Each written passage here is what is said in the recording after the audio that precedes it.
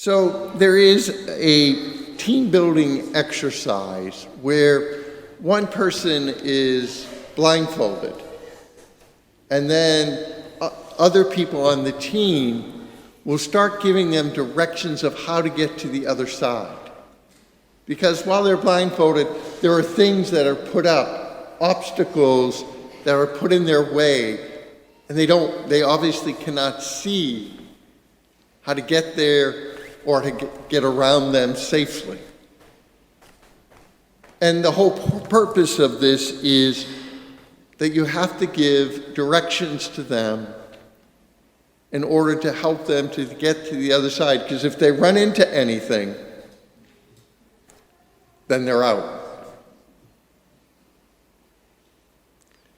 What they're doing is they're walking by faith, not by sight.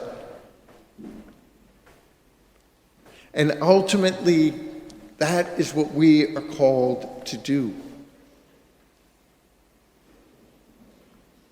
Because ultimately, we can get blinded, in a sense, by the world. What do we hear the world tell us that's important? You have to create yourself in your own image. You have to determine what makes you most happy. You have to seek the truth that is right for you. You have to see the world through your own eyes. And if anyone disagrees with you, well, they're haters. If people don't see the way the world that you do, and they tell you that you're wrong, they're just trying to hold you down. They're trying to make you unhappy. They're trying to take away your sense of truth and identity. And that is how the world wants us to walk. But quite frankly, that is the way of destruction. There's no other way of putting it. It's not something that most people want to hear in this day and age, but it is the way of damnation.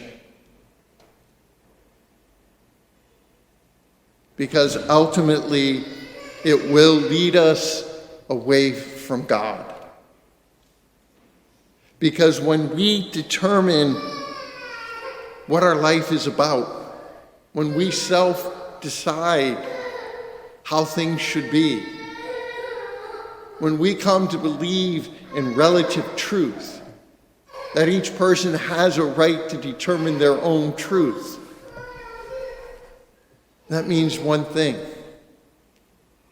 we've lost sight. And the world will put up many obstacles before us. Many things that will get in our way. But we must remember the words of Jesus. And we must take those words to heart. I am the way and the truth and the life. No one comes to the Father except through me. He doesn't create any other way, any other scenario. There is only one truth in the world, and that truth is Christ. And anyone who disagrees with Christ, I'm not saying they're going to hell because I don't know their heart, but anyone who disagrees with Christ is wrong. We have to understand that. We have to believe that. There is only one truth, and the truth is not a set of ideas. It's not a way of thinking. It's not a way of looking at the world. The truth is having a relationship with Christ, for Christ is the truth. And Christ shows us the way, and it is the way of the cross. Jesus does not offer us an easy road. a simple road, a road that is paved with good things at all times.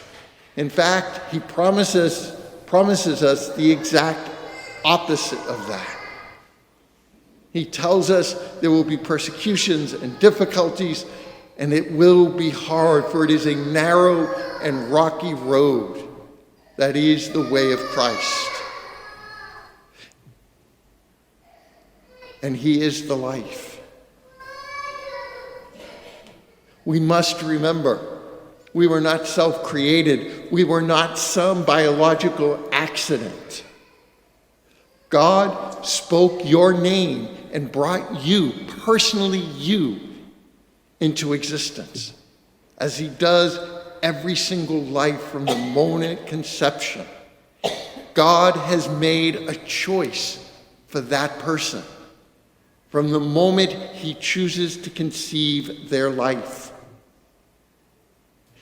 And he has a purpose for that life. And like Christ, our job is not to self-determine.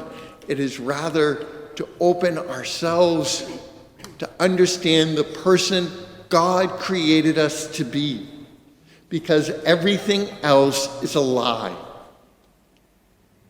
Everything else will send us in the wrong direction.